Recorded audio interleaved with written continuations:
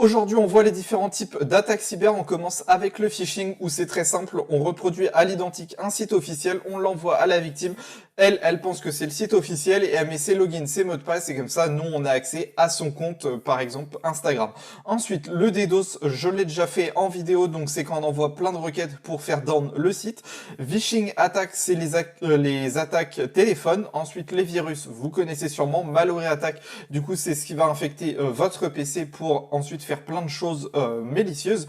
SQL injection, j'ai fait beaucoup de vidéos, mais c'est quand sur un site internet, on peut corrompre les requêtes SQL pour les utiliser à bon escient et récupérer toute la base de données utilisateurs du site. Ensuite, Man in the Middle attack, c'est quand il y a un client, il y a un serveur et vous vous mettez au milieu et le client pense discuter avec le serveur et le serveur pense discuter avec le client et du coup, vous interceptez tout.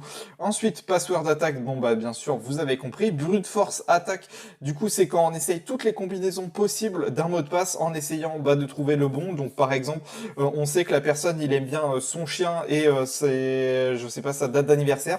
Du coup, on fait la combinaison nom du chien, date d'anniversaire et souvent ça marche avec ces petites combinaisons comme ça. Spyware and keylogger. Donc un keylogger, c'est très simple, ça log du coup tout ce que vous tapez sur le clavier. Et par exemple, quand on sait que votre adresse mail c'est @gmail.com, et bien ce qui va suivre souvent ça va être un mot de passe et du coup on va regarder tout ça et on va pouvoir souvent récupérer des mots de passe. Ensuite, cross-site scripting XSS, du coup c'est des failles où vous envoyez un lien legit comme un lien Twitter et en fait vous ajoutez quelque chose derrière qui va exécuter lorsque la personne va cliquer du code arbitraire et par exemple style vos cookies ou vos sessions.